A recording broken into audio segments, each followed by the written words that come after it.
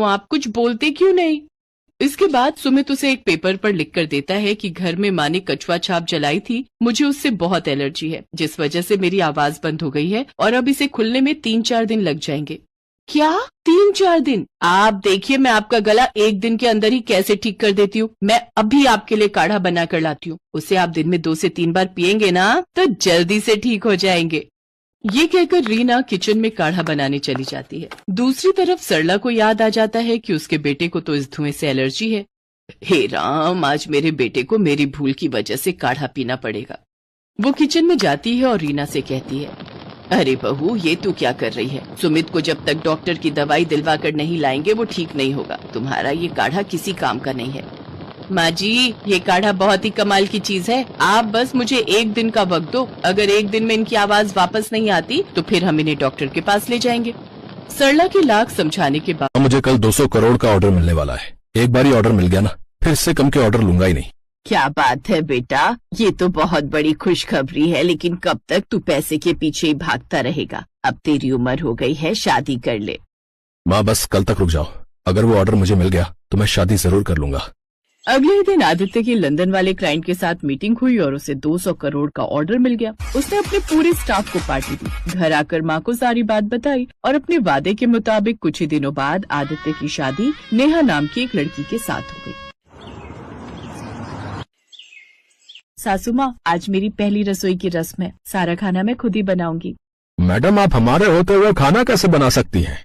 रामू काका, हम भले ही आज इतने बड़े बन गए हैं, लेकिन हम पुरानी रस्में नहीं भूल सकते। ये तो एक रस्म होती है जो बहू को ही करनी पड़ेगी। आप सिर्फ बहू की मदद कर देना।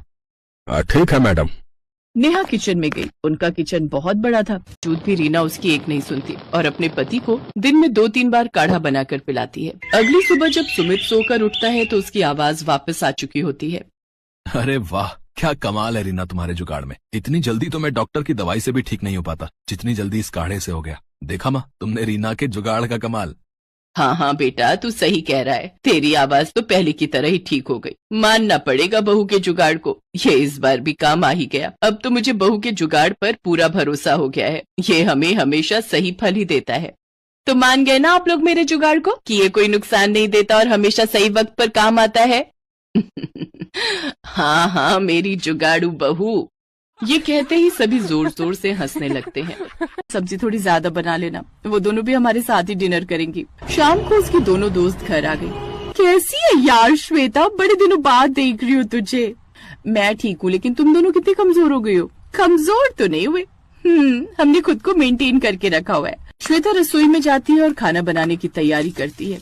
वो 2 छोटी कढ़ाई भरकर मलाई कोफ्ता बना लेती है। कुछ देर बाद वो सभी खाने बैठते हैं तो मलाई कोफ्ता एक बार में ही खत्म हो जाता है। ये तो बड़ा ही अच्छा बना है, थोड़ा और देना श्वेता। श्वेता रसोई में जाती है तो देखती है कि सारी सब्जी खत्म हो चुकी होती है।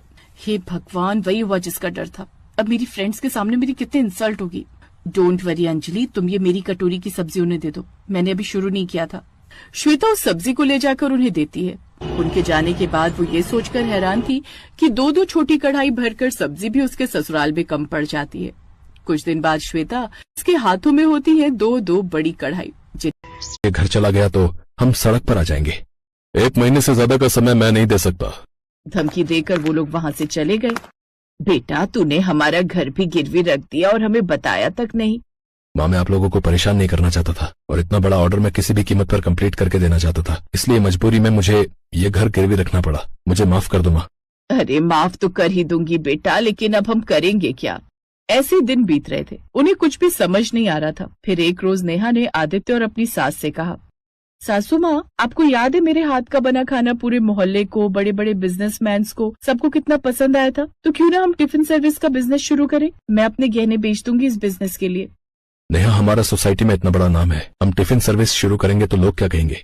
और अगर हम सड़क पर आ गए तो लोग क्या कहेंगे? बहू चल, हम दोनों मिलकर टिफिन सर्विस शुरू करते हैं। नेहा ने अपने गहने बेचकर अपनी सास के साथ टिफिन सर्विस का काम शुरू कर दिया। घर के बाहर एक बोर्ड भी लगा दिया जिससे कुछ